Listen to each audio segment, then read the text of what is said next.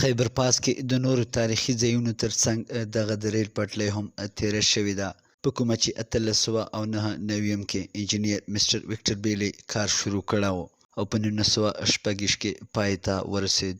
دغه تاریخي د ریل پټلۍ چې 92 پلونه او 40 غټ سرنګونه لري.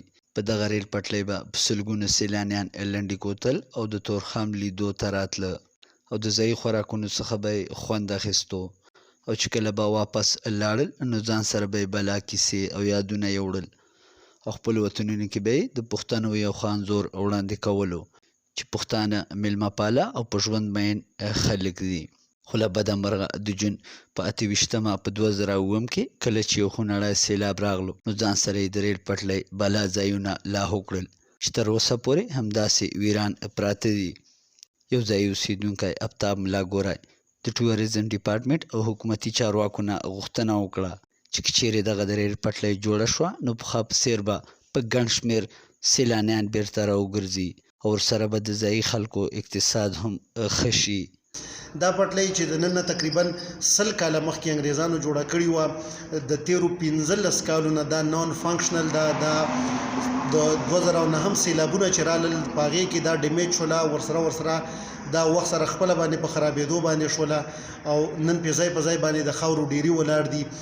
دا پټلۍ که یو طرف ته زموږ کلتوري اساسه ده، خو بل طرف ته که وګورئ د دې نه ډیر سهولت دی وطن دې سیمې ته جوړېدی شي. د لوړګي په سړکونو باندې دومره بوج دی د غټو ټرکونو او غټو ګاډو چې د هغې د وجې نه ځای په ځای سړک ناست دی او کم د وړو ګاډو والا خلک د پېښور نه لوړګي ته راځي نو روزانه په بنیاد باندې هغه مختلفو حادثو سره مخ کېږي.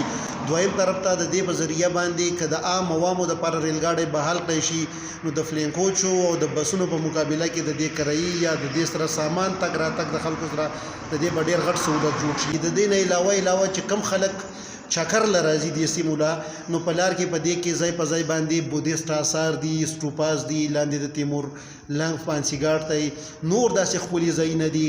د غرونو دا ټرین بعضې خلک د دې خړو غرونو میني، د دې یو خپل خوند ده، یو خپله مزه ده. نو بارني ټوریست په راځي، خلک په چکر له راځي نو یو د آمدن ذریعه به لوکل خلکو ته جوړه شي. لوړګي بازار به پورې آباد شي، تورخم به پورې نور هم آباد شي.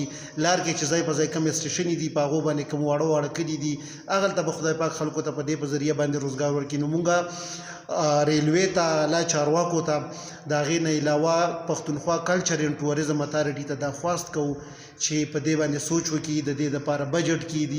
2007 نه وروسته بلا حکومتي چارواکو دغه د ریل پټلۍ بیا رغونې دعوې خو وکړې، خو تر اوسه پورې هیچا هم عملي ګام اوچت نه کړ. مینوال شینواري، وحدت نیوز، لنډي کوتل.